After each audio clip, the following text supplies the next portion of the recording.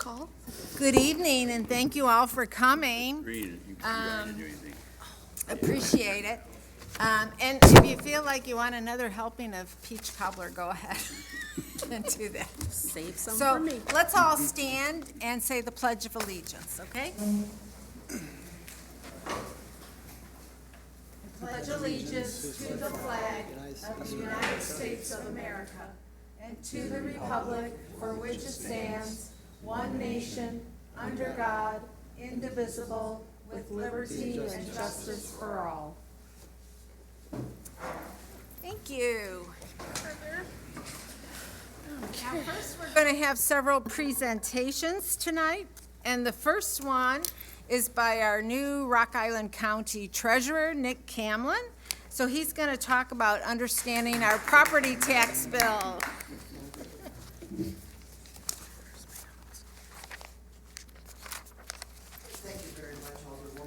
It's an honor to be with you all tonight. Thank you. It's my role now to explain part of the property tax cycle and process and how you get a bill from me, although I like to refer to them as love letters. So please keep that in mind. I'm just the messenger. So basically there are four components to to a tax bill, a property tax bill in Illinois. First, your property, where you live or where you own property, your business and so forth. Then the assessment is another element, and then the calculation and the bill of it, and then the taxing body with which that property is in that gets those proceeds.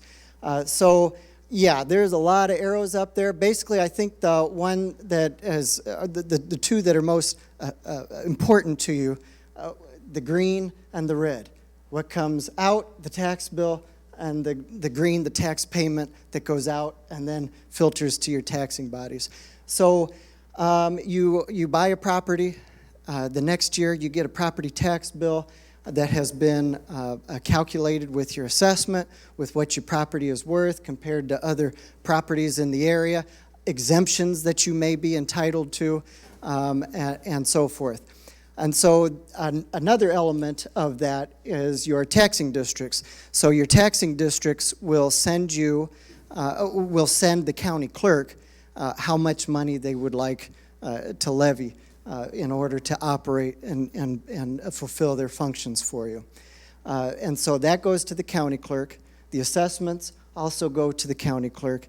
Then it is the treasurer's job, sometimes known as the county collector, treasurer's job, to crunch those numbers, print the bill, and mail it. And then once you get it, the green tax payment coming in, you pay the bill.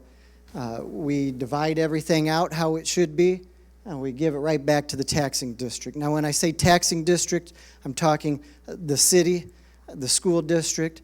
If you're in the 3rd Ward, you're going to have the Metro Airport, the Metrolink bus, the School District 41, the City of Rock Island, the county, the Forest Preserve, and depending on where you are, your ward is entirely in South Rock Island Township, though, isn't it? Yes. And so then the township would be South Rock Island. And so each of them are all on that bill that I send out. And then once we collect those payments, like I say, we put those dollars right back to the people who asked for them. Last week, or almost 2 weeks ago now, June 7th, we had our first due date for real estate taxes. There was about $69 million that I expected to collect, and we've gotten all but about, as of this morning, about $4.3 million was collected. So really well, I think, overall. Let's see, I'll pause here because I just described a lot. Are there any questions or anything I can make a little clearer? Please, it is a very complicated process. I know it is, and I'm trying to make it as simple as possible. There are a lot of other nuances there. You know, if you disagree with the assessment of your property, you think it should be higher, in rare cases or lower in most cases, there is a way to do that. There is an appeal process for that, which will get taken care of by that Board of Review. So with that, I'll move on then to what a tax bill might look like. Nick, I think Natalie Oh, had I'm a sorry, question. Natalie. Yes, Natalie's question was exemptions, and I do, that is under the assessment office, the county assessment office. Your township assessor also has jurisdiction over that, not necessarily the treasurer, but I do have some pamphlets that I will leave out that also describe what kind of exemptions are available and what type of property tax. Most people, if you own your home, you get the owner-occupied exemption, knocks $6,000 off of that assessment value right off the bat. Another one might be if you are a senior, you can get a freeze. You can get your assessment frozen at the level that it is when you apply. Another one is the senior homestead exemption, which is income-based and also age-based, which can get you another percentage knocked off. Veterans and disabled veterans have special exemptions that they may apply for as well. If you own or run a not-for-profit, under certain circumstances, if you're doing not-for-profit work there, you can also apply for a major exemption there. Good question, Natalie. Thank you. And like I said, I will leave these pamphlets. I'll put them back there at that table before I leave. Any other questions? Not even from behind me? Okay. Well, here is a sample bill. As you can see, it's actually my bill. Now, unfortunately, I'm not in the 3rd ward. I'm in the 4th ward, but the bill is the same between the two. You've got your township bill, your county bill, including the forest preserve, the Metrolink, the bus transit that I told you about, the airport. There are 4 townships that pay for that, and the Rock Island School District 41 is on there, the Blackhawk College Board, and we have a distinguished member with us as well, and then also the Rock Island City, with which we've got many dedicated servants with us, as you know. So every year we do what you had paid last year and what it is this year. I might be talking out of my element here, but with assessments coming up, it's a quadrennial year. Every 4 years, there's new, the assessor is charged with going to every property and reassessing everything just to make sure it's equal, there's equity. So that is coming up, actually. You will notice over the last several years, our neighborhoods may have changed a lot of people moving, a lot of homes going for sale and being bought very fast for very high levels. You might start to see that trickle into your tax bill over the next year or two, and that is the element of assessments. But that is the about 14 lines on that right side of that formulation. That's where you can find your fair market value. That's where you can find any exemptions that you're entitled to, any adjustments that the state has to make in case one of those levels are not up to par. And then we use that number, and based on the levy that the city council gives the county clerk, then the treasurer crunches the numbers, and you get that bill.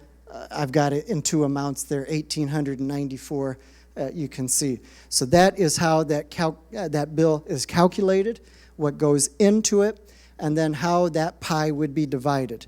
We do have a nice website that has been in, I think we've had it live for about 3 years now.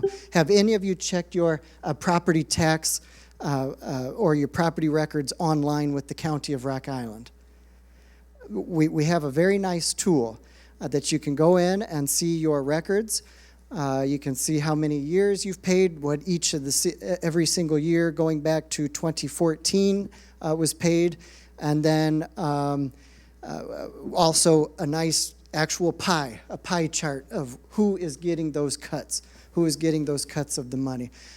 Generally speaking, in the cities, about 50% goes to the school districts, about 25% give or take, goes to the cities, about 12% to the county and the Forest Preserve, and then your smaller ones, the airport, Metrolink, the township, they're all about 4 or 5%, somewhere in there. Let's see, what else can I go? I've also circled, it's kind of hard to see, but when you do get your tax bill, please read the back. Please read the back. There are so many questions that can be answered for you on the back of the bill, including all the methods that you can pay. We have online payment, including by credit card and e-check.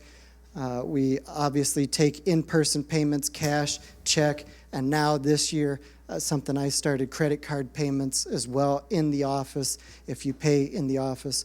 We have several banks, about 20 locations throughout the county, banks and credit unions that will take payments as well. If you do not pay by that deadline, June 7th, like I mentioned almost 2 weeks ago, August 7th coming up next, September 7th, the third installment, and November 7th, the final installment. If you don't pay by those dates, those installments do get a state-mandated interest penalty of 1.5%. So I know nobody likes to pay taxes. Perhaps you do, but I know it's just like a tough pill to swallow. But don't make it an even tougher pill by adding that interest to yourself. Like I said, there's about all but $4.3 million that has been collected so far. That is applicable now to interest penalty. Any questions based off of a sample tax bill I've shown? I have a question. Yes. So I noticed on my property tax bill, the fair market value went up like 5%. So is that increase in the EAV or fair market value, was that like consistent across all of the county, or is it by the city you live in? Or? That's a good question. I would be out of my pool to speak on it, but I will say, in general, I think across the county it was a little less than 5%. Now, some townships are selling homes much faster. The records have been processed much faster. You know, this was a housing boom that started Right. two and a half years ago. So a lot of that could be trickle already into your tax bill.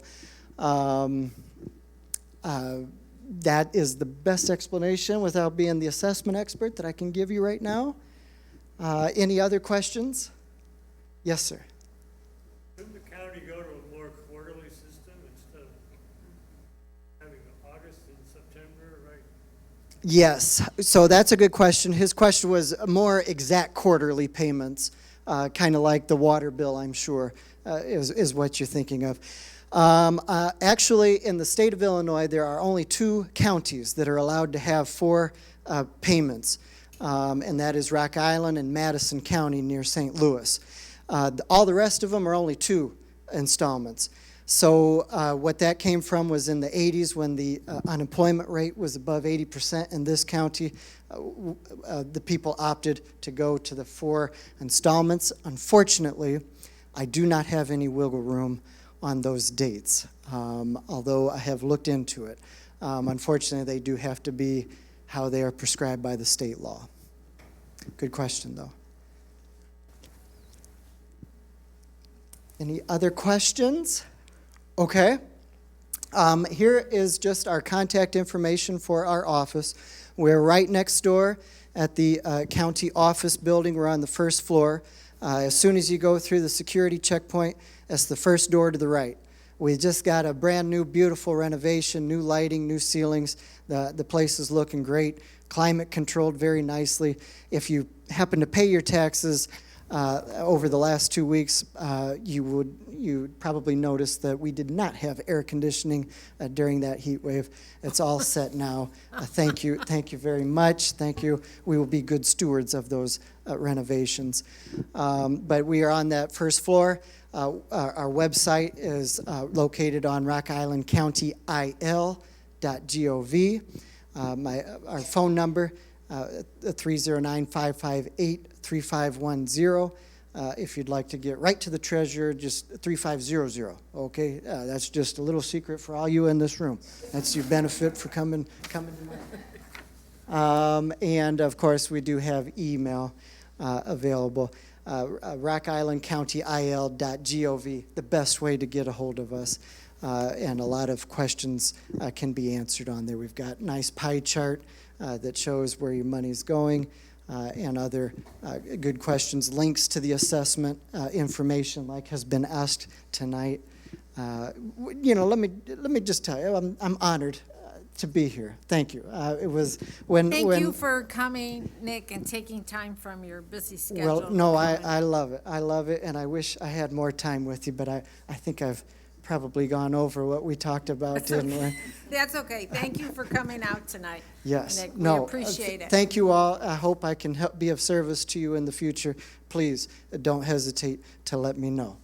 Okay, great. Okay, who we Thanks, handed the Nick. baton off to next? We're going to pass the baton to Linda Barnes, our city Okay, finance yes, yes. director. Do I need to go up there? Would it be easier for you to go up there? Fine, here. Okay, that's fine. That's Just good. I'll take the mic then, and she'll need the clicker thing. So, yes, so our finance director, Linda Barnes, is gonna give us an understanding of the city's portion of the property taxes, and then she's gonna do some high-level explanation of the city budget, our revenue, expenditures, our debt and liabilities as well. Linda? All right. Well, good evening, everyone, and I would like to say that I am a third ward resident as of last year. So, anyway, so we're going to start out with understanding property tax, and as Nick said, there are several taxing districts, so we're focusing. Can you hear me? Can you bring your mic closer? Yeah. So I'm going to focus on the city of Rock Island as the taxing district. So as outlined in the example, the city's portion represents about 26.56% of the total tax bill for the 22 levy, and that's payable in 23.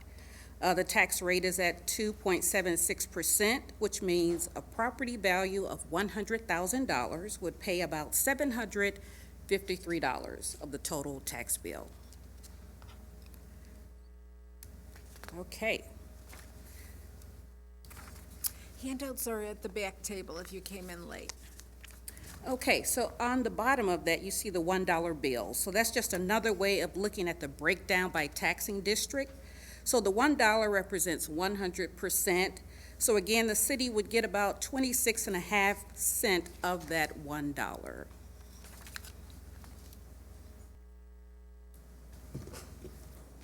So the final property tax levy. So last December, the city council approved a tax levy request of $15 million, a little over $15 million.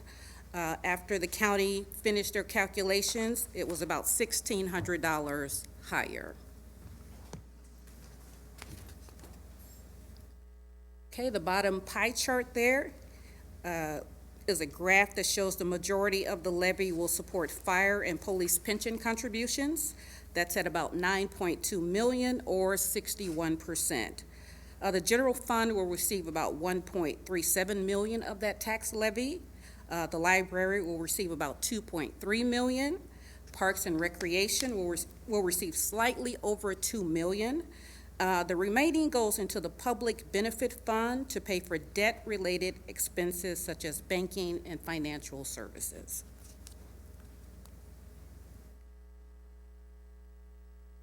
So this chart depicts the history of the City of Rock Island property tax rate back to the mid-1980s.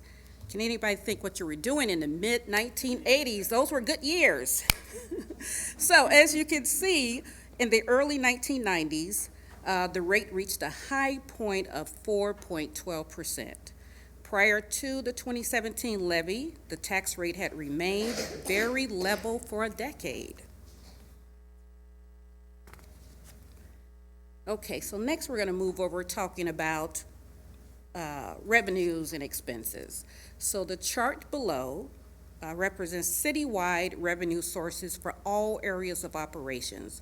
So that would include public safety, the library, parks, public works, pension funds, the MLK Community Center.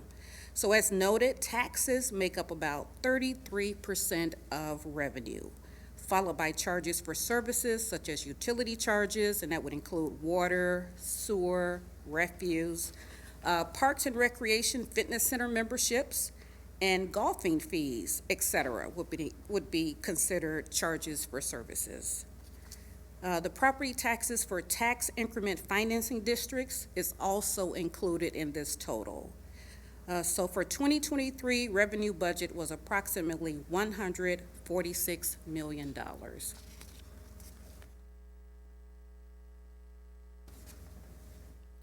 Okay, so these charts depict citywide expenses totaling about $160 million. Personnel costs account for about 37%, followed by services at 20%.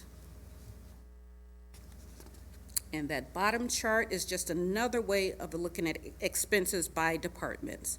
So the Public Works, which includes the majority of capital projects, represents the largest expense by department at 59, almost $60 million. Public Safety, which includes fire and police, represents another $52 million.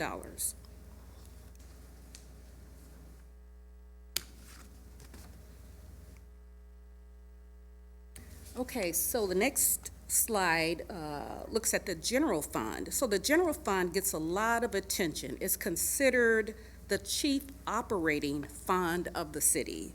It's supported mainly by tax revenues, and as you can see from that chart, that includes property taxes, state and local taxes, also license and permits, grants, charges for services, fees, concessions and rent, investments, and transfers.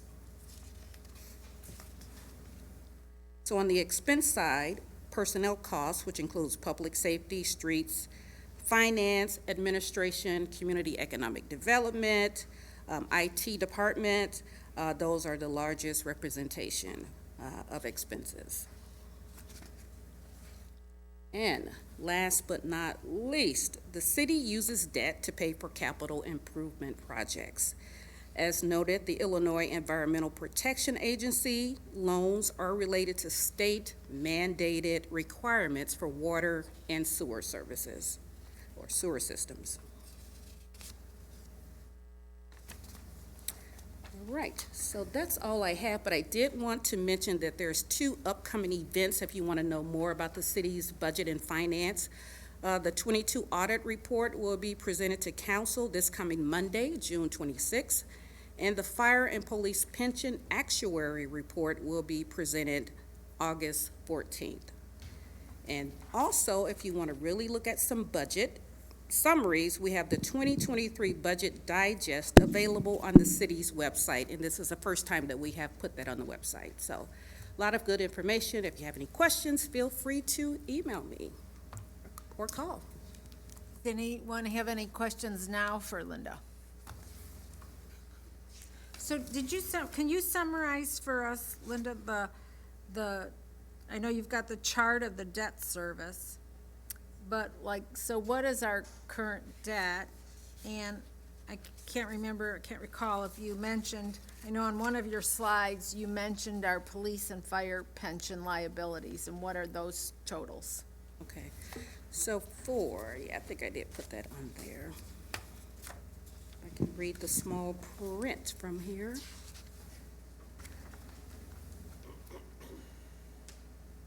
Okay, so as of December 22nd, the fire pension fund net pension liability was about $71 million, which is almost 26% funded.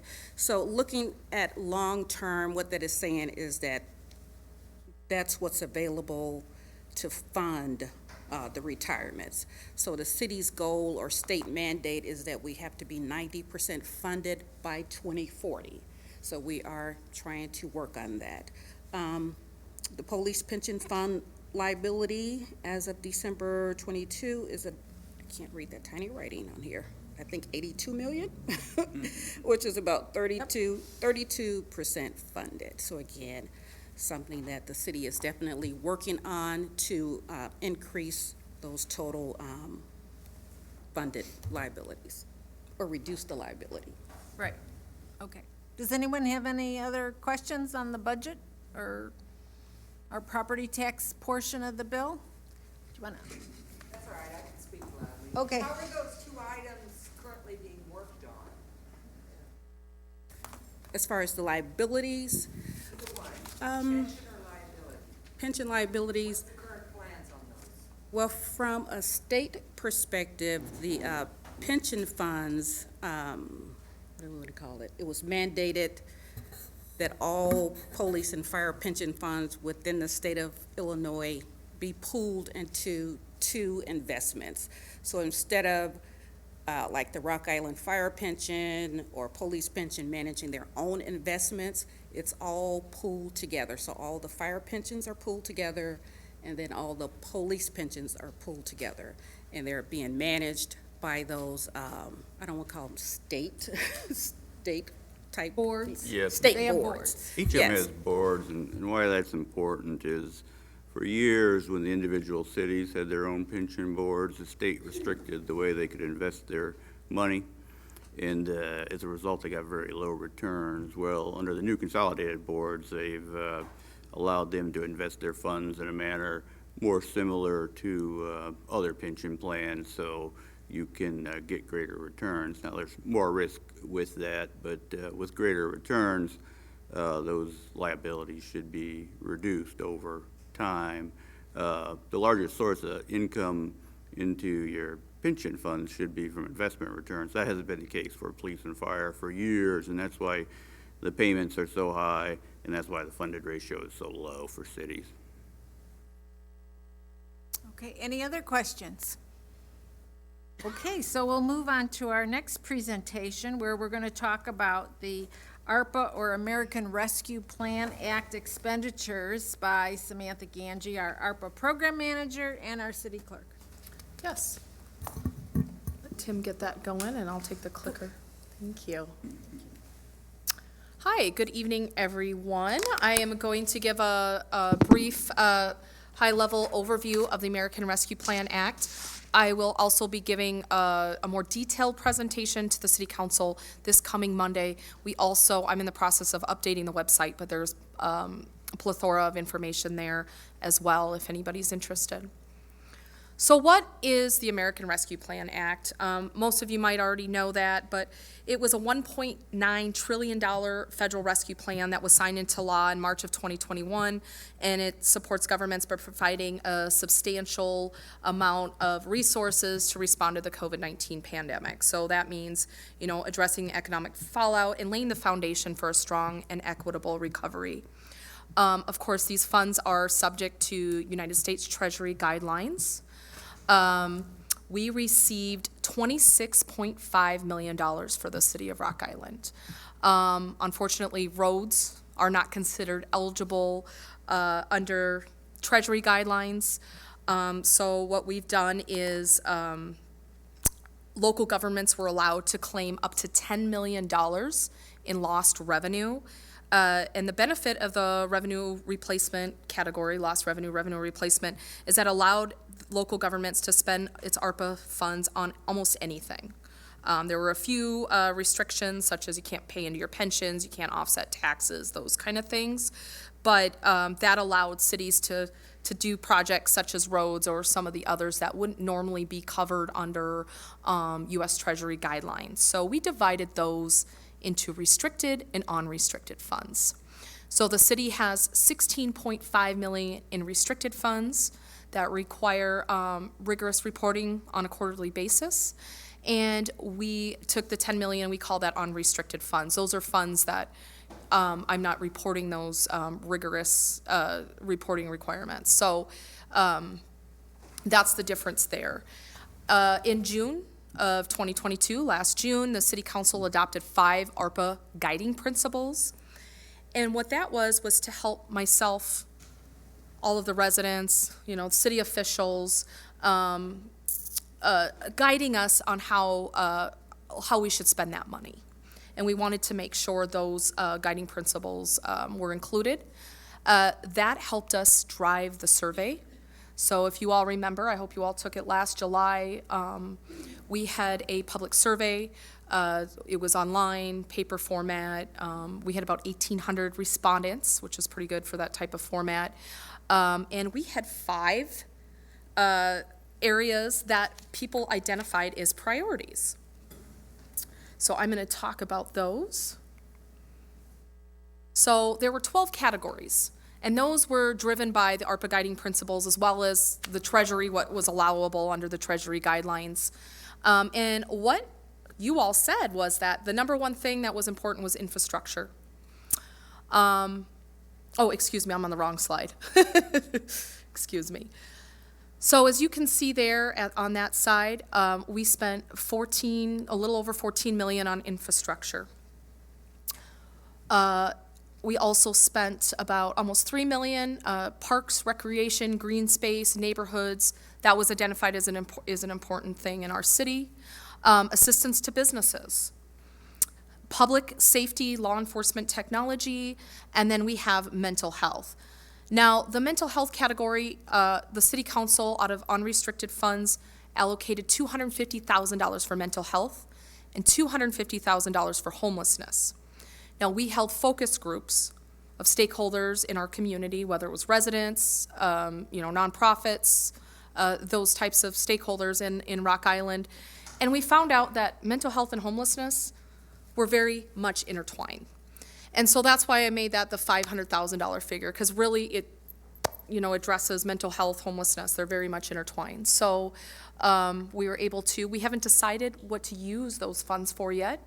We do have them under restricted so that we don't have the time allocation the federal government holds us to for the restricted funds. So we're still deciding on what to do with those. I forgot to mention the total ARPA funds budgeted. So we're a little shy of 26.5 million, so we got a little contingency there.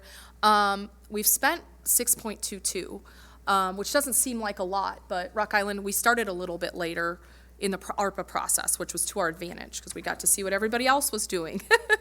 So we've only spent about that much, but we do have the $20 million budgeted or allocated towards specific projects.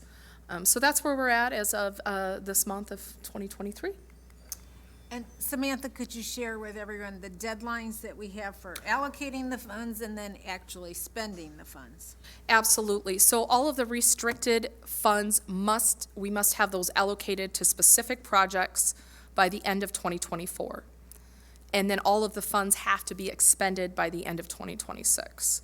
Unrestricted funds, of course, we don't have a timeline on those. So we were strategic in where we placed some of those projects. That's why the mental health component was an unrestricted. That way it didn't tie us to a specific date.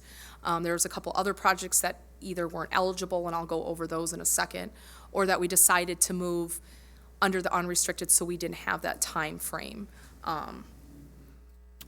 Okay, so if we want to look at infrastructure categories, number one on the survey, and here's the various projects. I won't read them all, but you can kind of get a sense of city software. We are in the dark ages, so it's a much needed. It's going to help all of you all out tremendously with paying your bills and getting permits and so forth and so on. The parkway, of course, that's roads, that's unrestricted. The parking garage, unrestricted. We haven't allocated any money yet for road repairs. We don't know where those projects will be. We just allocated the $1 million. Downtown Rock Island project, that'll have infrastructure. Augustana, the sewer replacement.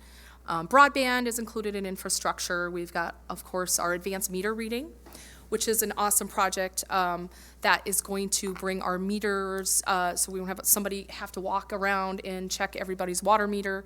This will be all done, digitally, and we can have moved to a monthly water billing system eventually. So, brought to us partly by ARPA. Of course, we've got a couple of pump stations and backwater generator, water treatment plant, and those kind of things. So that totals about 14 million, give or take. Assistance to business, businesses, that was number 2 on the survey.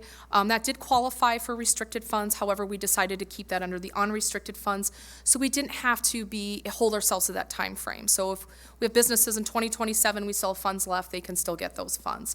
And I don't know if you've all heard about our exciting new programs. We've got GRIT, Growing Rock Island Together, and that's structured as a 50% loan, 50% grant program for businesses. Of course, if you know anybody interested, they can talk to our Community and Economic Development Department or our DARI. And then also Property Enhancement Program, that was our facade program. We've expanded that, and now it's called PEP. So very easy acronyms to remember. And those launched here in June. So those are new programs for our businesses. The next thing, number 3 on the survey, was parks, recreation, green space neighborhoods. Of course, the Hauberg, the new library, Rifac, Highland Springs, all of the different parks there. The STEAM Lab at MLK, that's a lot of you familiar with STEM.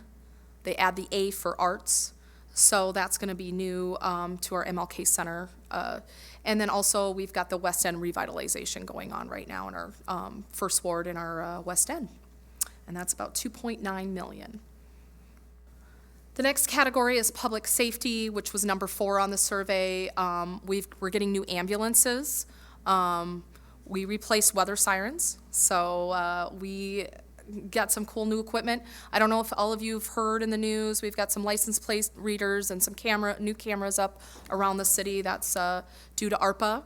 We are giving our police officers, we've got a recruitment retention going on to address our public safety. We've also got, we're eventually getting some new emergency services radio, video recording system, just to support our body cameras and those type of things. So we got a lot of things going on there. That's about $3.399 million towards public safety. And then mental health, I already briefly touched on that. That homelessness and mental health together equal $500,000. And then I will touch on real quick what the other was outside of those 5 categories, right? Housing. Of course, we're going to do something with housing. We've already contributed to the land bank, part of that rehab.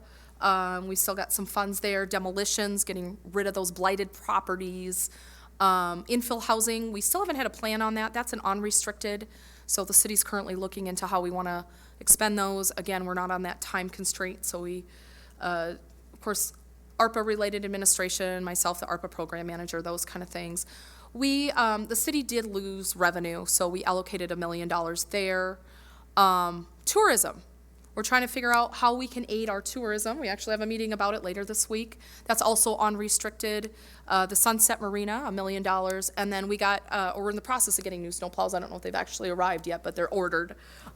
So next year, everything's on back order. So that was about 4.3. So that's where our $26.5 million comes from. And that's all I have. Does anybody have any questions? Yes? Yeah, West End, let's talk, what are you doing? What's the revitalization for, what are you giving it, 100,000? Yes, so the West End revitalization is, a consultant was hired, and I might have the city manager chime in, he might know a little bit more about it. I think it was 2019, it was an initiative by the John Deere Foundation to help. They hired a consultant to figure out how we can, revitalize and perk up our West End. And so out of that came a recommendation, and we're currently working on that. There's a board, and then there's working groups. I think Dave is here. He can maybe speak to it better than I can, or City Manager Todd Thompson. So that's still in the works. It's very early stages from what I understand. Where do people get information about this? It's on the MLK website. If you, Yep, it's on the MLK website, which can be accessed from our city website as well. The West End revitalization. Yep. Information's on the MLK website, not on the city website. You can access the MLK website from the city website. Yep, sorry. Should have clarified. There'll be that. some discussion about it at the study session on Monday, so if you're interested, you could tune in there too. And that's at 5 o'clock. Yeah, not to call you out, Dave, but Dave does serve on I think it's the financial or the economic group. There's like 5 or 6 groups, I believe. Come on up.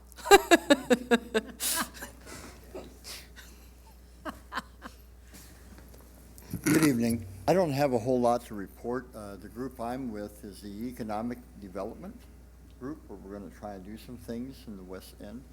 I grew up in the West End, lived in the West End most of my life, so they asked me to be on their committee. We just are starting the ball. We've only met twice, the group I'm with, so there's not a whole lot going on yet, but we have some ideas, so.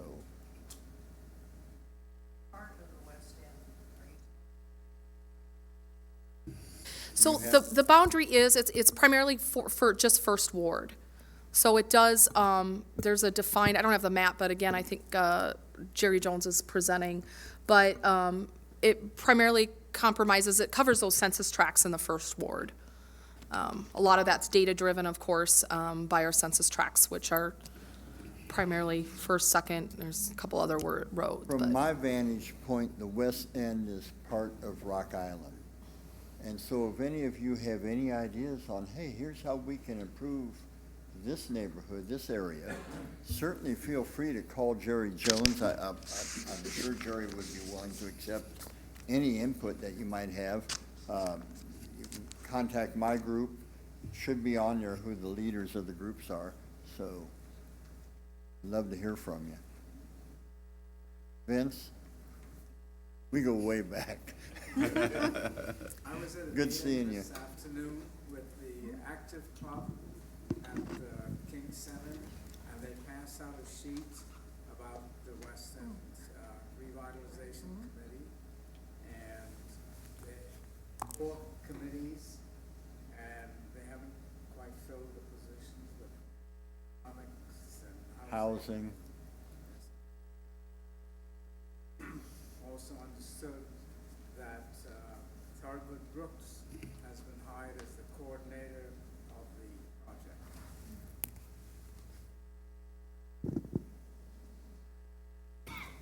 Any other questions about our ARPA monies?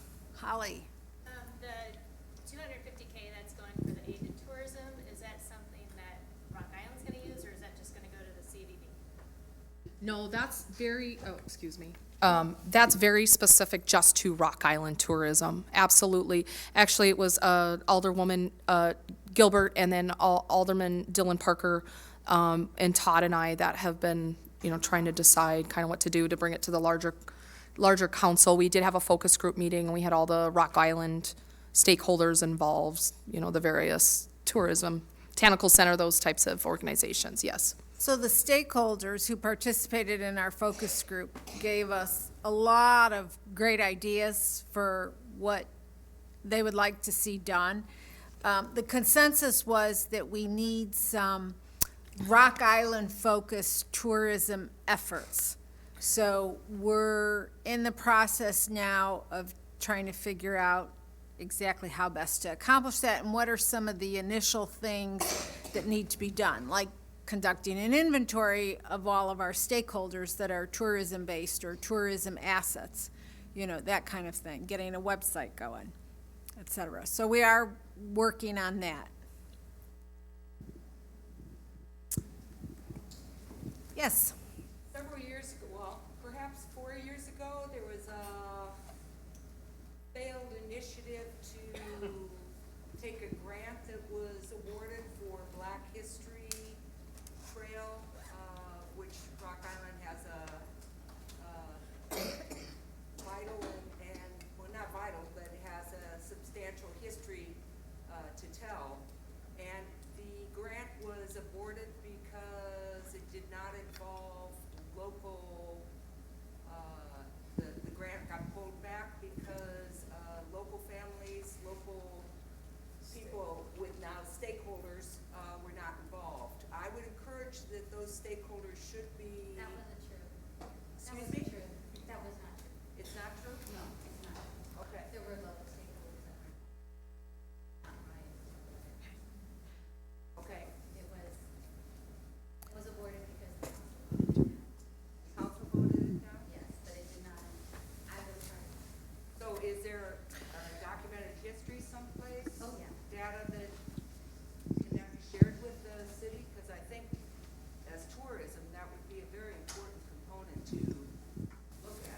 No, thank you. So I have a destination marketing piece called QC Passport that is centered right here in Rock Island. And I had worked in collaboration with Charles Pearson, who is a Iowa historian who has developed the African American Civil Rights Trail throughout the state of Iowa. And it was through the city and their collaboration with Charles and myself that they decided to apply for a grant through the National Park Service. There were a few individuals that decided that we should not get the grant and that they wanted it, and so the grant was awarded. And so those funds that were already given to the city of Rock Island were given back to the National Park Service. And I don't know if anything has been done with that piece since then. As far as QC Passport goes, we are on the cusp of launching 24 new destinations throughout the Quad Cities. 10 of them are here in the city of Rock Island. Visit Quad Cities is also adding another 2 to the city of Rock Island. And St. Mary of the Immaculate Conception is also adding a destination, as well as the Rock Island Library, who is celebrating their 175th anniversary. So there will be a total of 14 new historic destinations in the city of Rock Island by the end of this year. Thank you. Any other questions on ARPA? These have been all great questions. So our last presentation tonight, before we just get into a general Q&A, we have representatives here from our partnership with Augustana College because we are working on a city-led service line replacement project that has been mandated by the state. And we have Dr. Michael Reisner and Dr. Kimberly Murphy, as well as Jason Upton, our city's utilities superintendent, here to talk about this project and the survey that they need all of us to complete.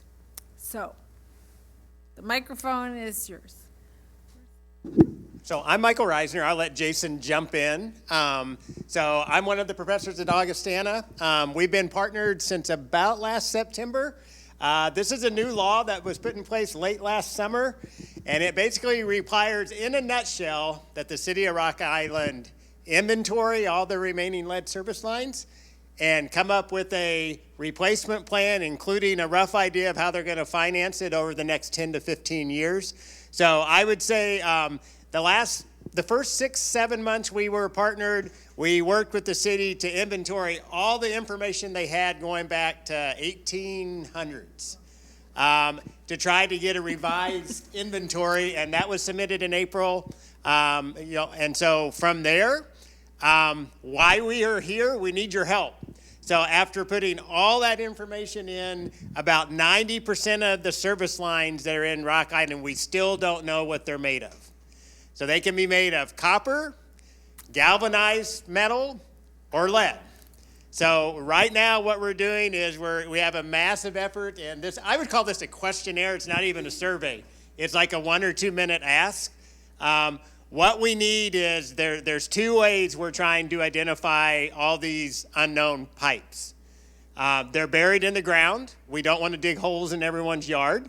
So we're trying 2 things. We're asking residents to help us verify themselves what's in their basement. Really, the only place to see these pipes without disturbing the soil in people's yards is where the main pipe comes into your house, into your meter. So there's a really simple process using a pretty simple scratch test to determine is it copper, lead, or galvanized, and you can submit it on a survey, and it goes straight into a geodatabase that we can track in real time.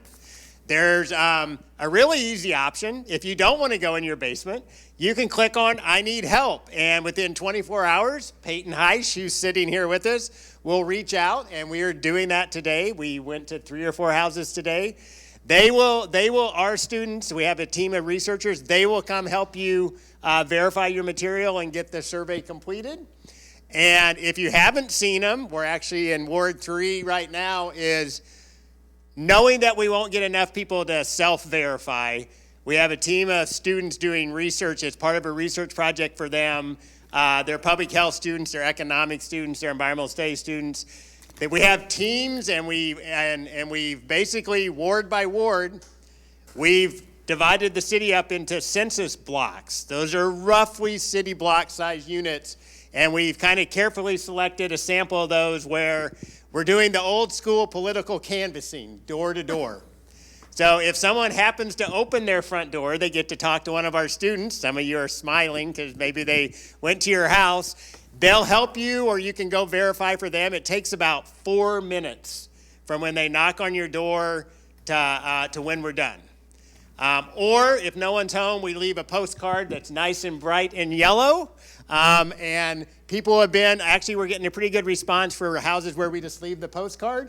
There's a QR code, you can scan it in your phone, or there's the link on the city's website, and you can do this in 5 minutes, 10 minutes tops, depending on how much stuff is piled between your meter and where you need to get to the pipe. So that's really what we're doing right now. I would say this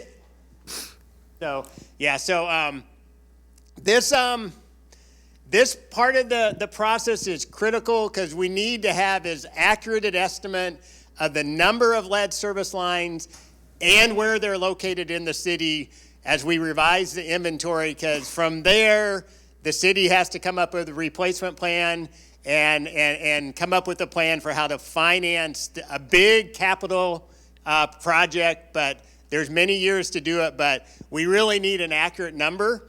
And the Illinois law, whether you like it or not, as of April of 2024, if something's called unknown, by law, it's considered lead. So we don't want a bunch of unknowns out there. That's going to overestimate the number of lead service lines. It's going to make the problem look bigger than it really is. So getting that accurate number, really, residents just helping us verify is really important. Or if you need help, that's what our team of students for, and they can help people verify, or they can come in and verify if you need help going downstairs. So you'll see the city sent out a water quality report, and there was a link to the survey there. You're going to see postcards. You're going to see flyers. If you see a yellow thing sticking on your door, that means we were in the neighborhood. And that means actually you're in a high priority block, because we specifically picked that block because of the range of homes that are in that block, and that it's spatially dispersed across the entire city. We want to make sure we don't miss parts of the city. So if you see a postcard, your block is identified as high priority for us. So what else did I miss, Jason? You want to add anything? There's some flyers back in the back. So we have, we brought some of the flyers and some of the postcards. And also, if you go on the Rock Island website, there's more information also just about the project and the law and lead and all kinds of great information. So, and they'll stay after the meeting too. The team will stay after the meeting if you want to talk with them one-on-one.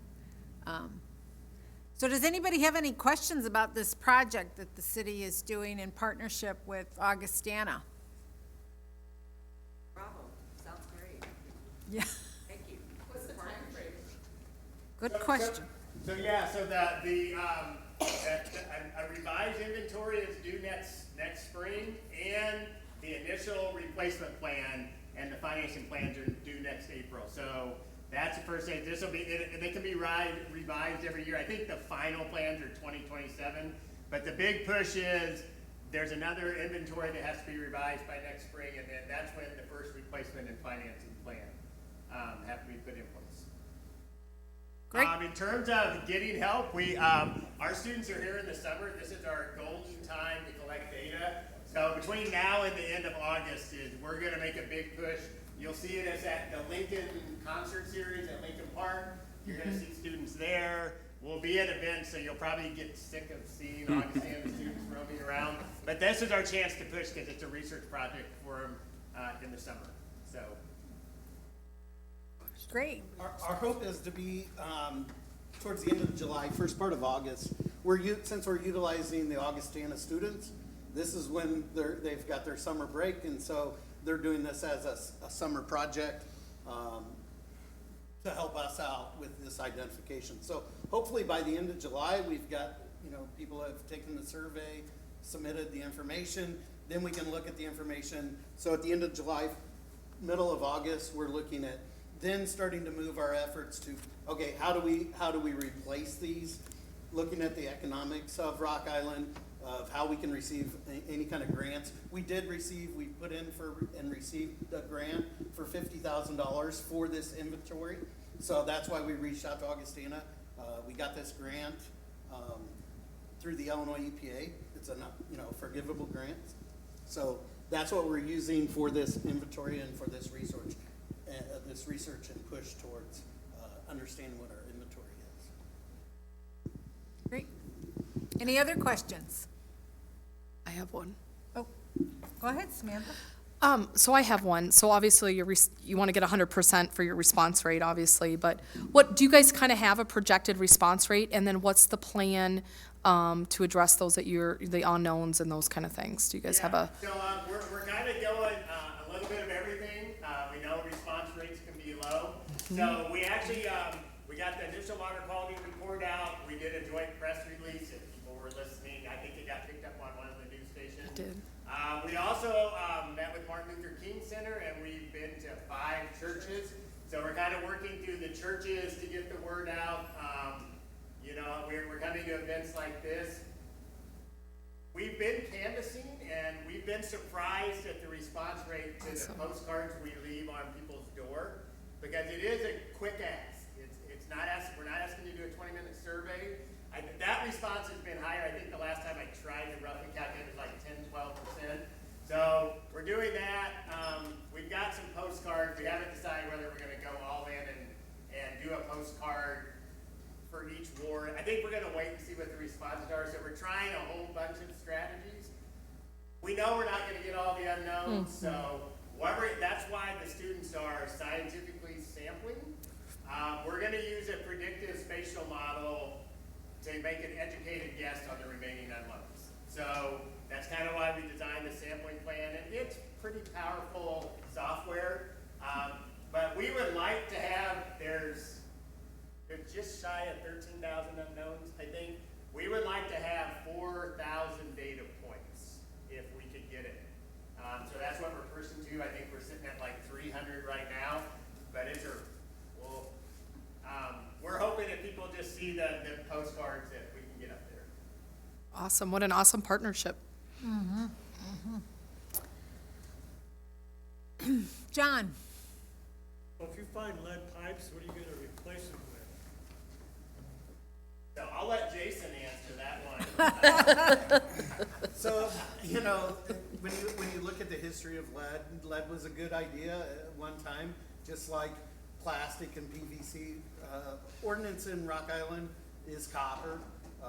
Galvanized is on the list too because it's been shown that if you've had lead downstream of galvanized with the properties of galvanized, it will retain lead particles. So that's the reason why galvanized is on there. It isn't because it has any harmful effects. It's because it could contain it if lead was downstream at one point. Replacement, probably copper. The tried and true would be copper. Unfortunately, there's costs related to copper. A lot of cities are starting to go to PVC and plastics, but there's also now some new studies that are out there that are saying, hey, plastic's not as good as we once thought it was. So, I think copper's kind of that steady one that has been shown to work well as a water line. I know some schools in Chicago have had a big problem. They've got lead in there. Yeah, I've been to a lot of conferences and a lot of meetings on this. This all come to fruition back when, we had Flint, Michigan. Everybody's heard of Flint. Outside of the fact that, the areas that it affected probably made it more noteworthy. But as a resident, if you have lead in your home, it's not a death sentence. It's not as bad. You can flush your line. If you flush your line properly, most of us do that anyway. If you go to your sink, I mean, very few of us will stick the cup right in there unless you're really pinching pennies and wanting to conserve water. Usually you'll wait till it cools off a little bit. That's what you're doing. You're flushing that water out, getting the main water that's out in the mains. We're not really concerned in Rock Island about our mains. Our mains, we do have some lead, but it's in joints, so it's not coming in contact with the water. Where the water, you have that transferring of the lead to the water is when it's stagnant in your pipes. We do testing in Rock Island. Every 3 years, we're on a lead program, a testing program. So we do test known lead residents that are set onto this program. And we don't have any kind of extreme, we don't have high levels of lead that are showing up in our drinking water. We do add a phosphate, which helps coat the pipes. I think that's a helpful factor. And our water is not as corrosive. You know, Flint had some factors where they changed their water source and it was more corrosive, and then it did, you know. So there was a lot of mistakes that were made there. Ultimately, now we're, you know, taking some action, and they're kind of, the time frame is, I think it's up to like 30 years to replace all the lead. So once we get this part, it's very important to get this, as Michael said, to get this survey completed. One, it helps us with identifying our lead services and knowing what we have out there, which will help us when we go apply for, hopefully there'll be some more grants. We got this one, the first one, which is solely for inventory, but hopefully the state will be releasing some more grants. So if we have an accurate number and we have a definite plan moving forward, then hopefully that would come in for some grants. How we disperse that and how we replace it, that's still what we're working on with Augustina, coming up with a plan of replacement. If anybody doesn't know what lead, I can set this back there too. This is what a lead pipe is. I'd hate to have been a plumber back when they were installing this. This is pretty heavy, you know, but it's also pretty soft and pretty pliable. So the test that they've got in the survey is easy. It's with a key or a coin. You can scratch it off, and then report if it's lead. Copper will look like a penny, so you'll have that copper color. Galvanized is a little more tough. It's got a metallic to it, so a magnet will stick to it. So magnet and a key, and you can detect what kind of service line you have pretty easily. But in Rock Island, those are the three prominent ones because we don't allow plastic here. Any other questions on our project? Okay, so now we're going to open it up to just general questions, comments, and we have our city manager, Todd Thompson, our deputy police chief, Tim McLeod, and our public works director, Mike Bartels, as well as our speakers here. So we'll open it up for questions. I'll run around with the microphone. Anybody? Questions are for you, Missy. You two over there. Yeah, city manager. There we go. I like that. You gotta have some questions,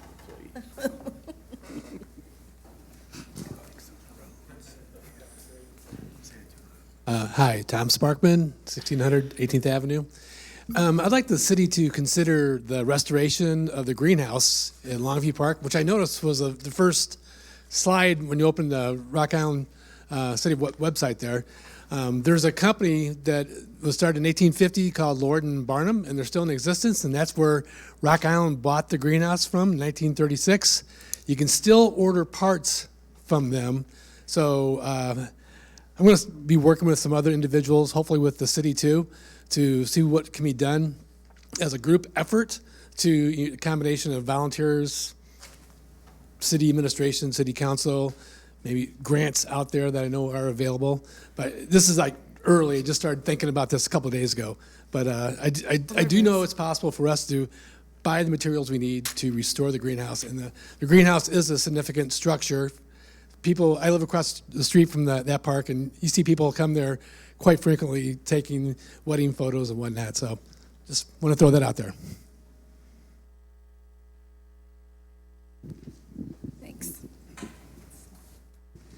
Piggybacking on to your comments, the offices in Longview Park, I believe it's for the park offices, are a shamble. They don't have gutters. There's a flat roof. There's a lot of leak. And I think it should be given attention. I've called multiple times over the past 5 years, but that building's in tough shape.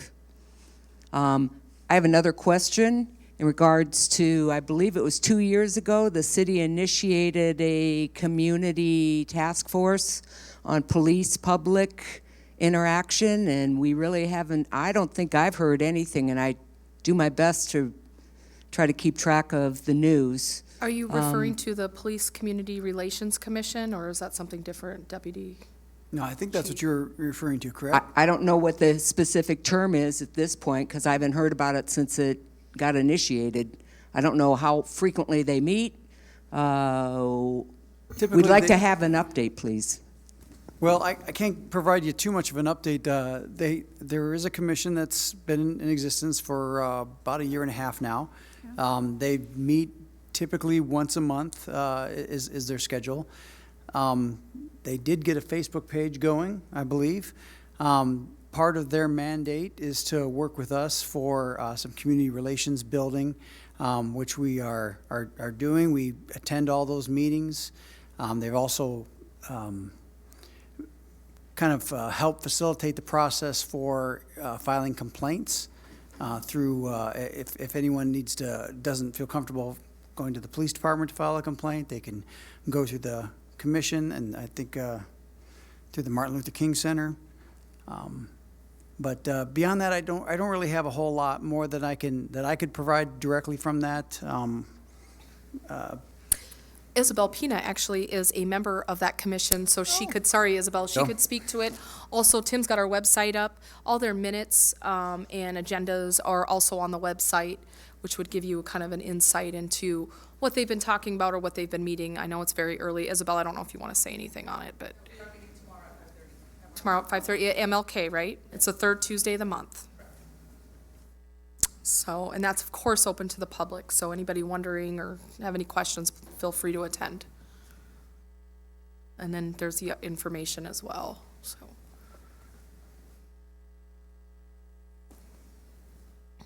Oh, yeah, Police Community Relations Commission.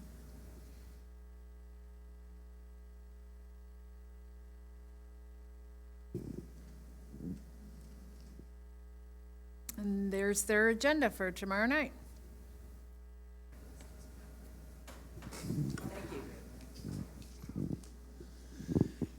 The last 3 months or so, Rock Island has been demolishing older buildings.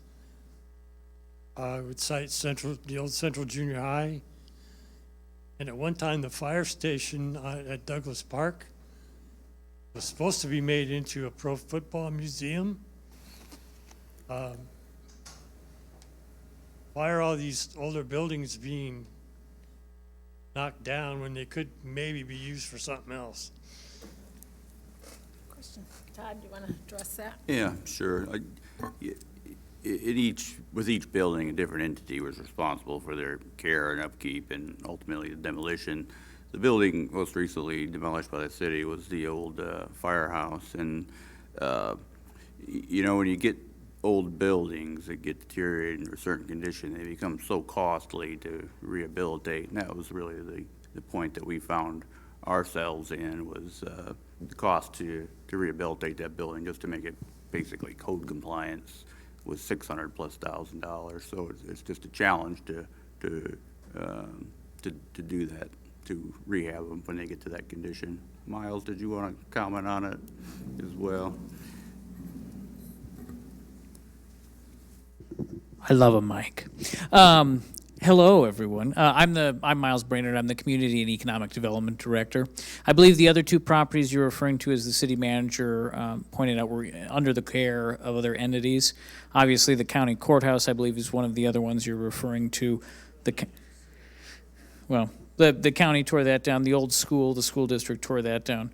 And as the city manager said, the firehouse property, just there was not a feasible path forward. There had been many different investigations and opportunities for people to come forward with plans. We even had a last-ditch kind of call for proposals. Nothing came forward that was viable.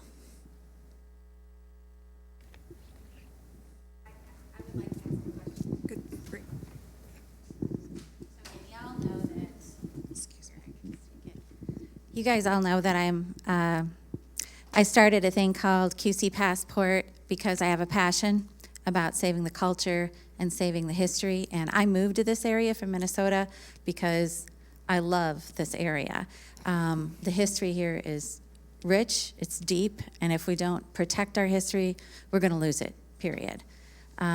What I know has happened in a lot of other cities is that there have been moratoriums on buildings coming down after they're so old.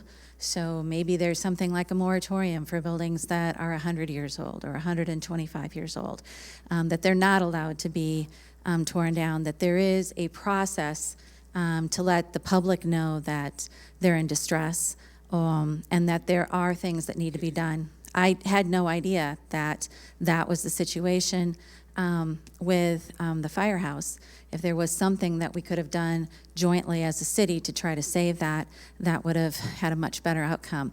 Another one, some other cities have also put together and pooled funds to make a portion of their budget go towards these older buildings that are such an important piece of our history and our culture. That could be something else that we could do. These aren't the only buildings that are in danger. There's a lot of buildings throughout the city of Rock Island that, that are private or public and that are in a lot of trouble. And if we don't do something about them quickly, we're going to lose who we are as a city. So that would be my suggestion. I would love to see this taken up more seriously. I would love to be able to talk to some people about this. Because of the field I'm in, I happen to know a few contractors, and I happen to know some other folks that are in historic preservation that could really help with this issue. I just don't know where to go, and we quite frankly don't know who to talk to or who would be interested in seeing what we can do to save these buildings. Thanks.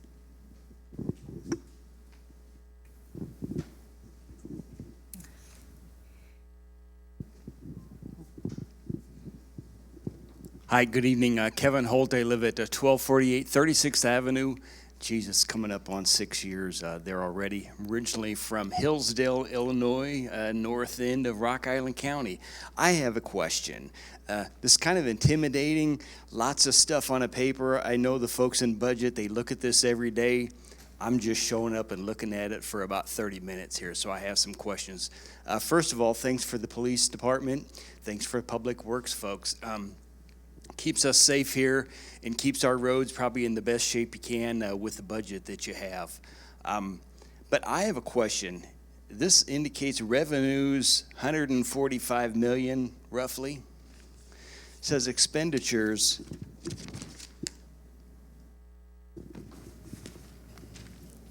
$159 million. I know in my household that wouldn't work for very long. That wouldn't work for very long. I also noticed the debt on the other side here. P&I, $148 million. With a declining population in Rock Island, what the heck are we going to do with that?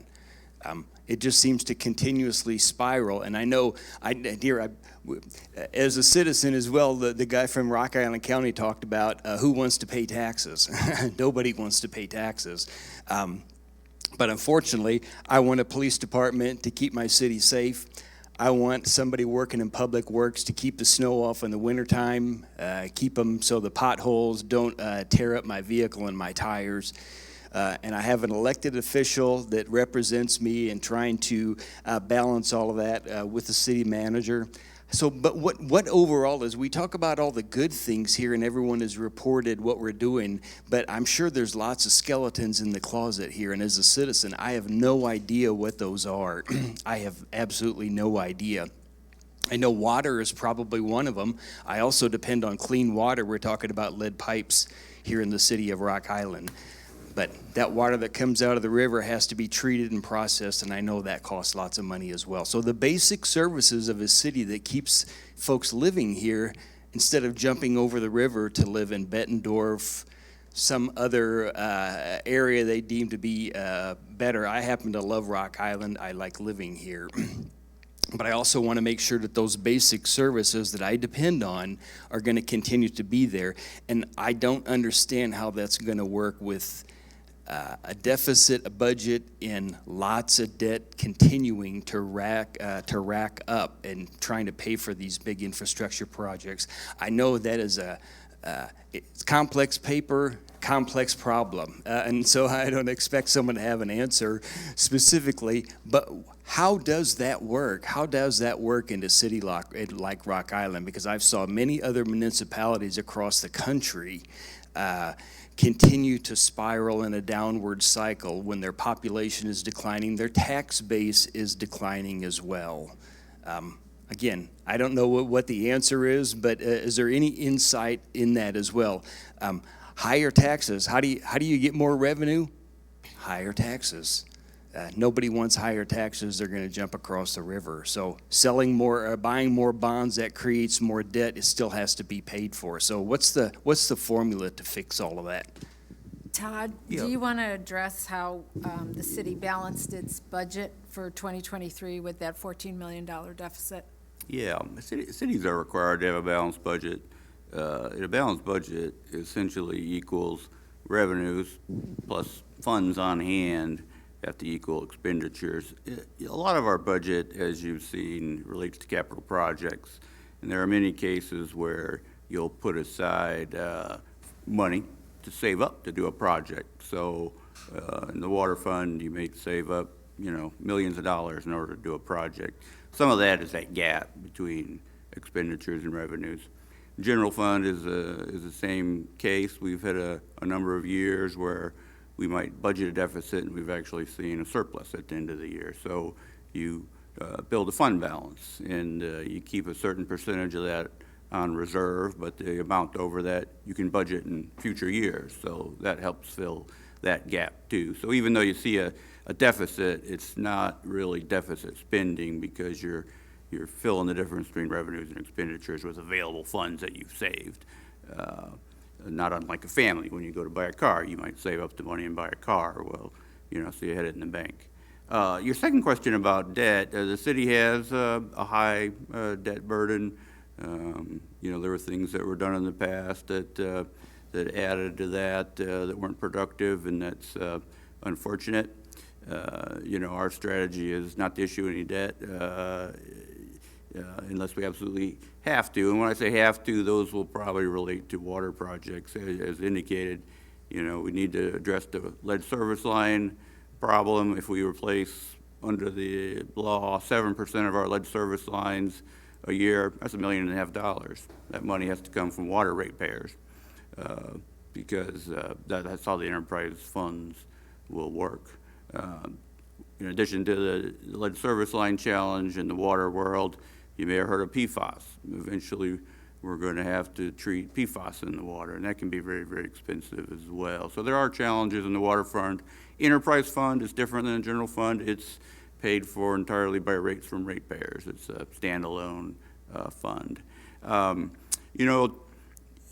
Cities are facing challenges. Expenditures are growing faster than revenues in many cases. Part of the strategy has to be not just raise taxes, we'd like to avoid that at all costs, but you can grow the tax base through economic development, and that's part of our strategy and part of what we're trying to be more proactive about and put more resources toward, is to grow the tax base so we don't have to raise taxes. On the other hand, you can manage your expenses by prioritizing how you spend your money, investing in things that are your priorities, and maybe eliminating some things that aren't priorities in order to save money. So there are a number of strategies to balance that and that don't involve raising taxes because that's I'm sure that's not anything anybody wants to see. Did you want to comment on anything in addition? Linda? I think you did a pretty good job, but we're getting ready to move into the 2024 budget. So one of our commitments is to, address any type of, deficit or negative fund balances per department. So we really will be looking at those, and, just letting departments know we need to make an effort to keep expenses down or increase revenue. So that's very important to us.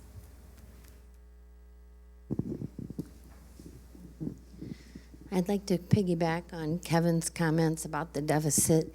And an article that I saw a year or so ago has always been in the back of my mind, and I'm just going to share this with you.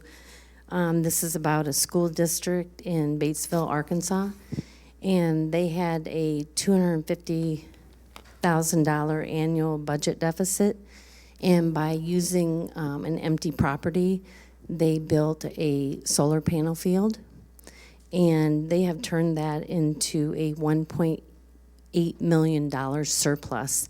And then with that money, they gave their teachers each a $15,000 a year raise. And as we sit here, I'm kind of cold. I see everybody else with coats on and everything, and I think about our utilities and what it costs to run a city and this pension money and, something, you just have to think outside the box maybe. I mean, you have that property down on 11th Street, our Walmart property. I mean, that's pure sun right there. And it would be neat to see our city be forward thinking into the future. When we go on our highways, we see the windmill fields and going, and I just think about that. It just seems like there's money there. We need to save money rather than figure out how we're going to pay for this, You could save in certain areas, and that could generate money and take care of some of these debts. So that was just one thing I wanted to bring up. I think it's a very interesting article if you have time to look into that. It was Batesville, Arkansas School District, and they put in 1,500 solar panels. Another thing about the intersections in Rock Island, mainly like the 30 on Blackhawk Road, 38th Street, 30th, 24th.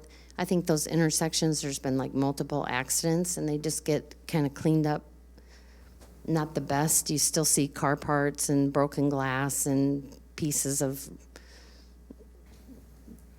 turn signal pieces, and I just think our intersections and the cleanliness of our city is so important. I am seeing a big improvement in some areas, but I think our city needs to clean up those intersections, some of our main intersections, just for appeal. Yeah, thank you. We have been working on improving that in all areas of the city. We've been focusing on 11th Street. Obviously, we're hoping to get development in that area, and so we've been focusing on cleaning up that corridor. You'd mentioned Blackhawk Road and 38th Street intersections, 24th Street.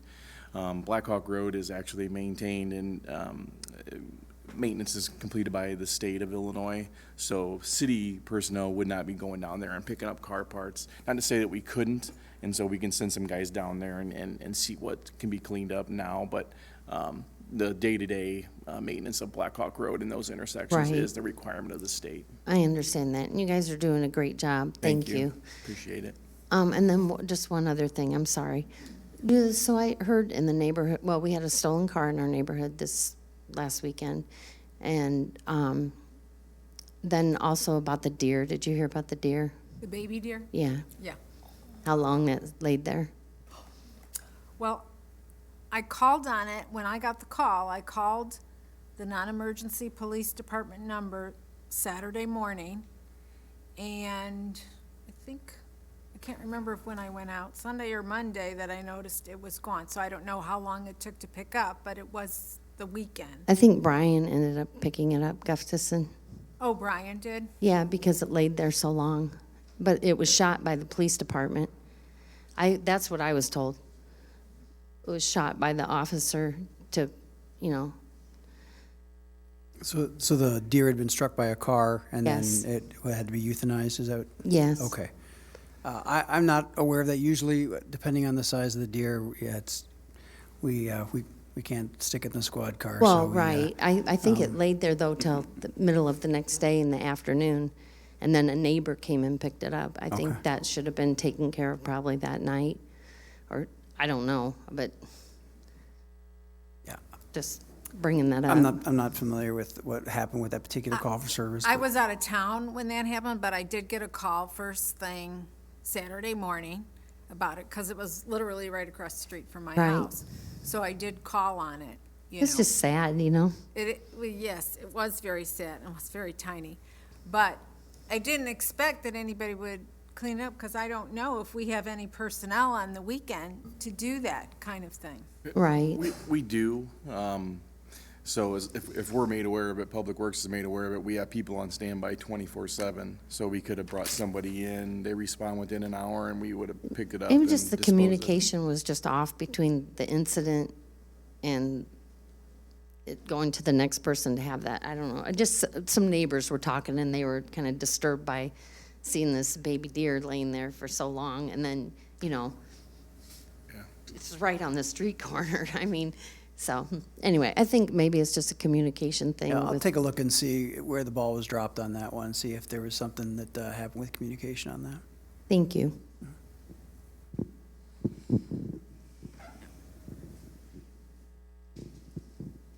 So, somebody else have a question? Yeah. Okay. Here so I can get these papers down. My name is Patrick Cunningham. I live on 21st Street, 3500 block in Rock Island. Not related to the good doctor that some of you might have known, but we are friends of the family. So I'm looking here, and I just want to be clear that I'm reading this right, okay? Because I'm just looking at this information now. I'm talking about total revenues, $145,922,818, and expenditures at the bottom graph here. If I'm reading this right, $159,907,156, which is roughly, if you round up the numbers, about a $14 million deficit. Is that correct? Okay.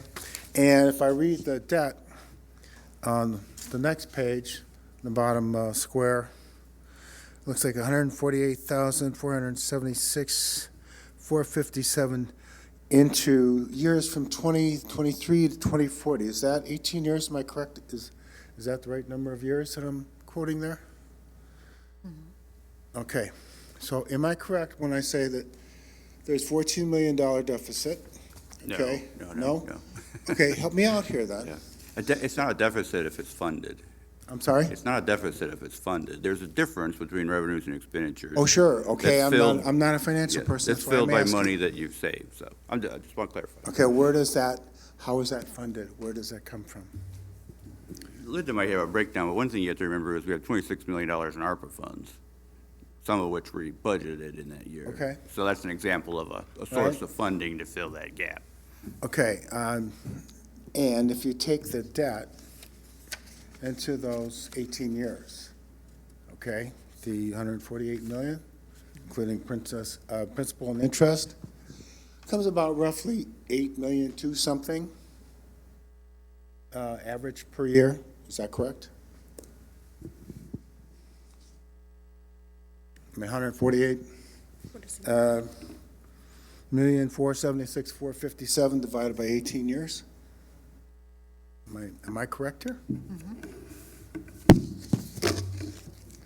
I guess nobody's And what was challenging me. what was your question again? My question is, that's another, well, you're telling me the $14 million difference is funded, okay? Now, what about the $8 million average over the 18 years? Is that funded? Yeah, no, it's included in the budget. Okay, well, I'm just Yes. asking the questions out here.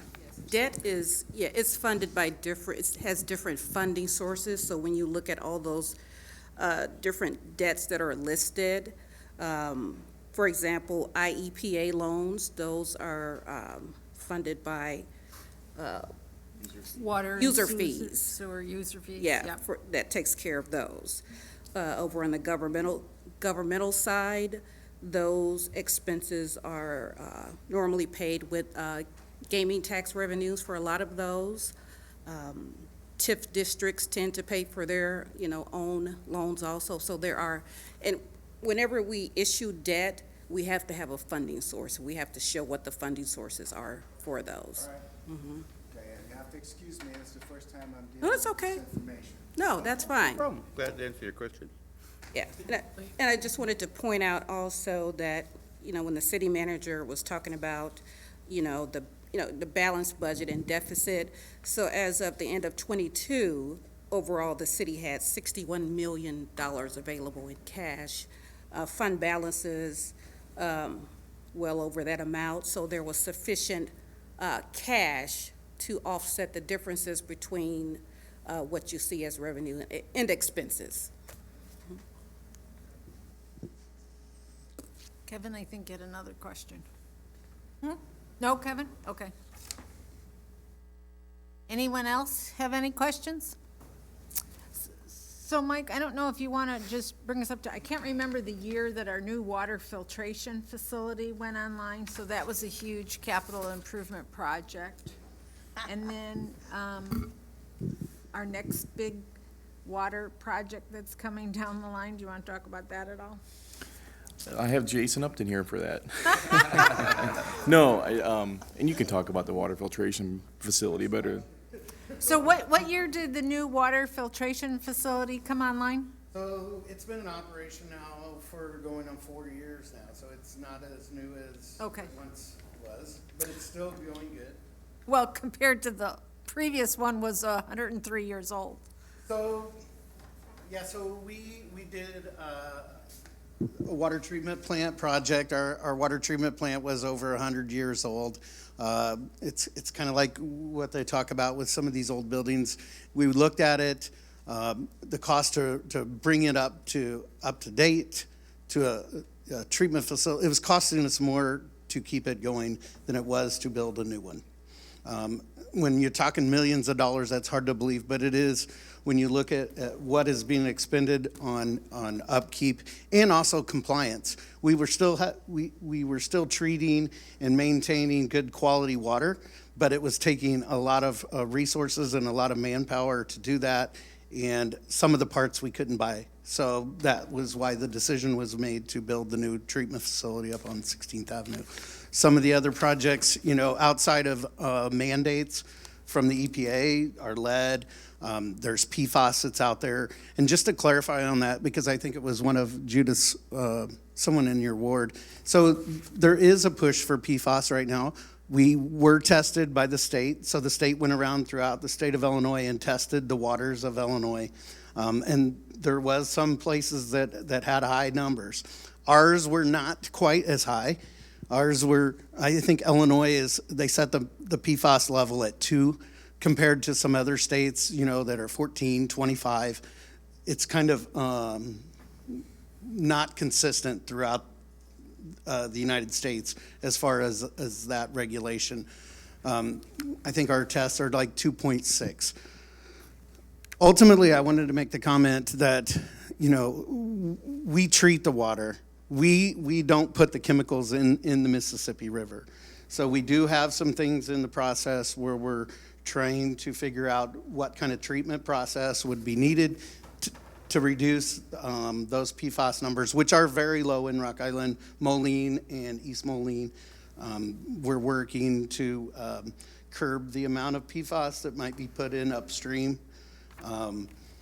But I think this resident that you might have talked to, called the EPA Region 5, which is in Chicago, and they told him that we refused a particular company to come in and do testing. We are doing testing quarterly, and we have seen the numbers decrease, which is amazing, when they start clamping down on some of those chemicals that are being put into the water. Because PFAS goes back to Teflon, and it's in Gore-Tex. It's on any kind of water retardant. But we are doing quarterly testing. We are working with other communities, neighboring communities, because it is the same source water of the Mississippi. So we're working with neighboring communities to try to figure out, okay, what do we do to reduce this? The problem is with PFAS is it's a forever chemical, they call it. Meaning that it's hard to get rid of. You have to burn it at such high temperatures.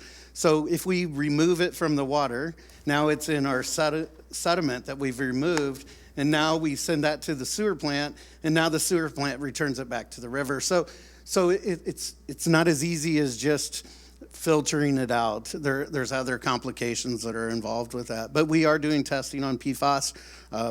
We're working with other communities. We've got the lead program that we're working with Augustana on. Our next big project for the water plant is, you're all familiar with the domes, which is the storage facility up there. Again, it's aged. It doesn't meet a lot of codes. We are still making good quality water, as you'll see by your quality reports. If any of you happen to read your quality water reports, we are producing good quality water in Rock Island. I think it's some of the best. I've been in the business for a long time, and I think Rock Island has some of the best water. We did get an award for some of the best water, yay. So, our domes are going to have a rehab project that we are working on currently with that. It was listed as an ARPA project, but then the amount that was budgeted with ARPA certainly won't cover what is suggested on that. It's with an engineering firm right now looking at ways we can improve that storage facility.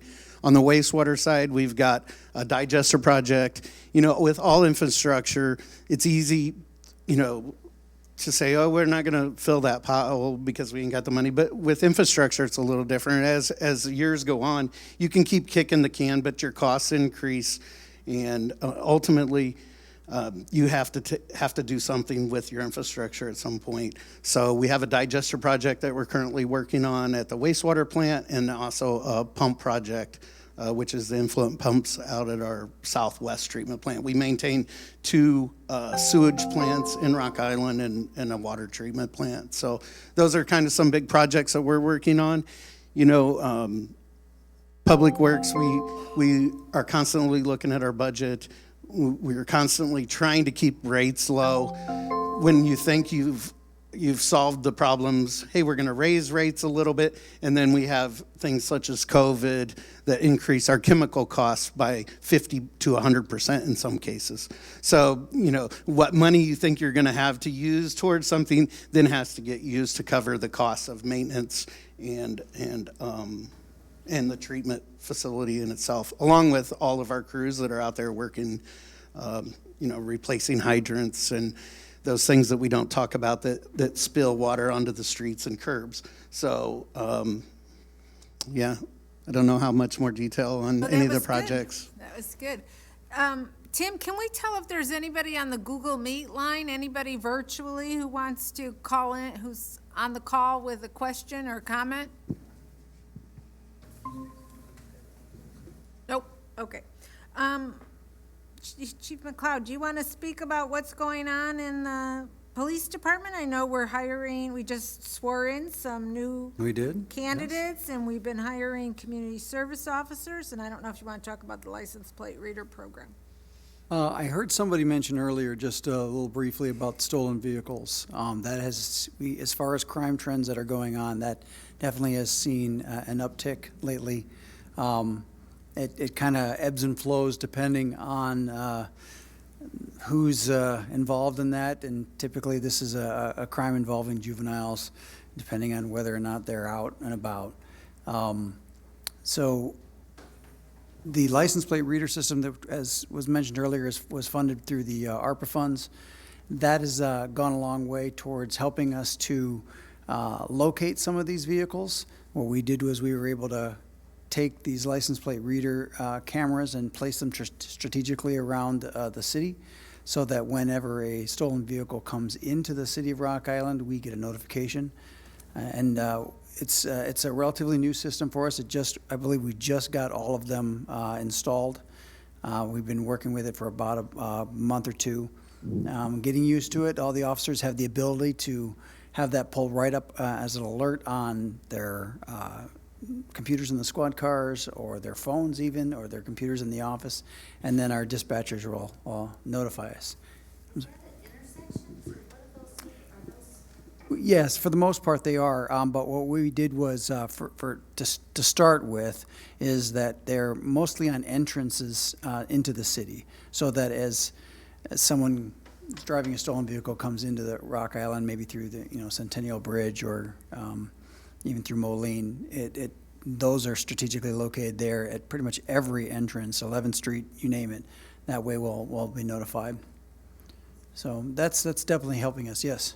Will there be any tracking of, say, with the use of this new device, the incidence of car chases within the city, such as that? No, I wouldn't say that the system is used for that. It's very rare that we get into a police pursuit. We have very strict criteria for that. And so when those things happen, there is a lot of things that are going in motion with that as far as documentation. So no necessarily need to track that through a system. We definitely track that through all the software and everything that we have. Correct. Thank you. Any other questions or comments? I was just going to mention, course. next Tuesday, June 27th, we will be having a downtown public meeting to talk about the improvements, take public input for the improvements that we're discussing. This is the area of the plaza, the downtown plaza, 18th Street, 1st to 3rd Avenue. You may have seen some media releases a couple weeks ago, a month ago, looking at a dog park. And some other features. We've just completed the new parking lot, but we're going to have our design engineers, some architects, city staff, and we'll be discussing those improvements and taking public input to hear what residents want to see and other stakeholders. So 6 o'clock at the Holiday Inn, June 27th. Great, thank you.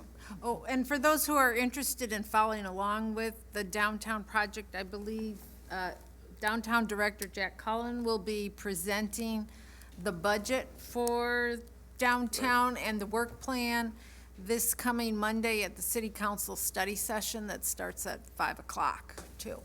So, any other questions or comments? If I can comment? Sure. Citizen of the Year award nomination process has just opened, and Rock Island is the only city here in the Quad Cities that gives out these annual awards the way that we recognize our businesses and individuals in this manner. So I think that's very unique and special to Rock Island. There are 8 categories that we're seeking to honor people in. I'll try to name them all.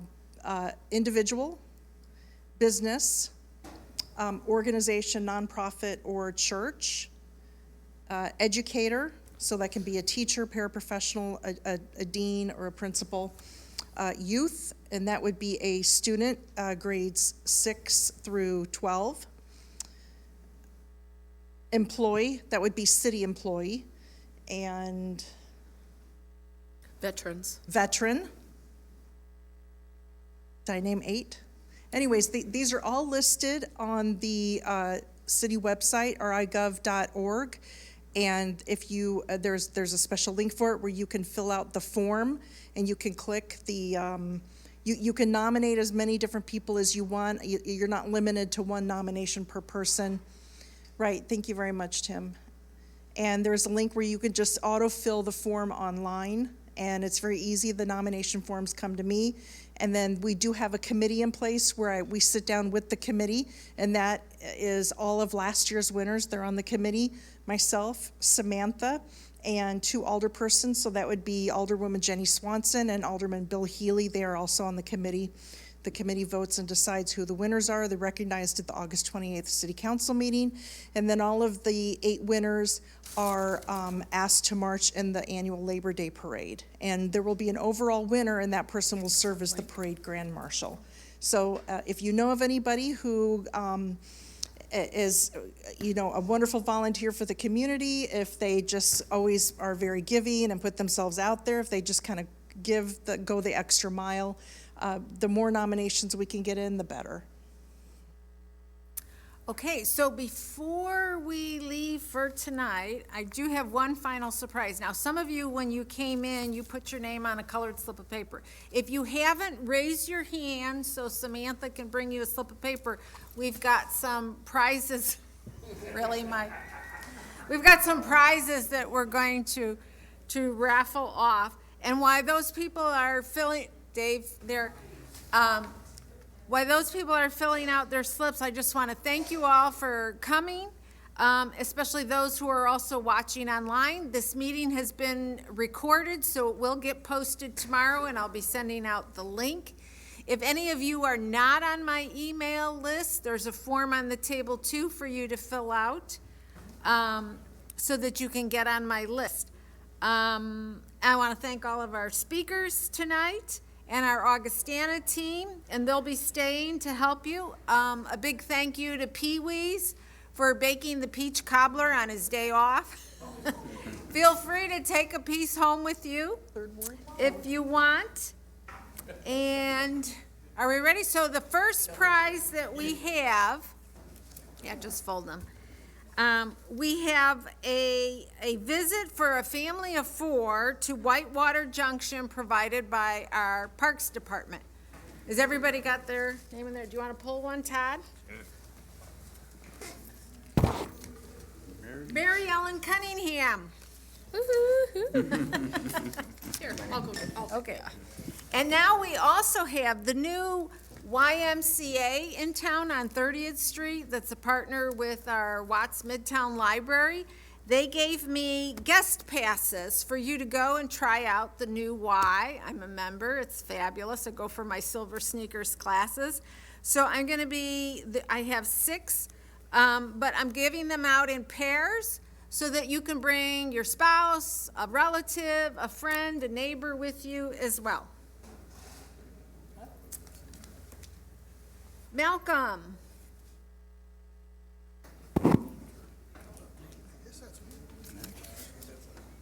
Julie Heber. You won YMCA guest pass. David Van Lanigan. Dave. It's a great facility. Judy Beasley Pattison. Gotta let Samantha catch up. Yeah, I gotta let Samantha catch up. Judy, you want to raise your hand so Samantha can come and get these? Okay, thanks. How many more you got? 2 more. 2 more? All right. Isabel. Can't go to the Y. Yes, you can. Isabel. And Tom Sparkman. Well, he left already. Can you so win and take another one. you're not present? Must be present. Pete. Pete. Pete won 2. Yeah, so you can take the kids. There you go. Yes. So thank you so much for being so engaged. The 3rd Ward is awesome in that regard. So thank you. Feel free to, I have a few cards left. If you don't have my card already, and if you have any questions, never hesitate to call me or email me about any issues. Just share your thoughts or a problem you might be having. Okay, and we'll all be hanging around for a few minutes. Thank you.